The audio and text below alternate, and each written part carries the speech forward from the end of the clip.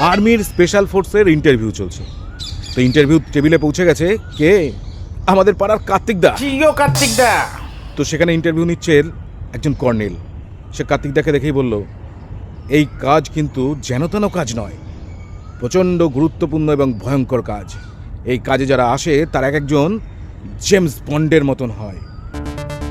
এদের আচরণ হয় প্রচণ্ড হিংস্র।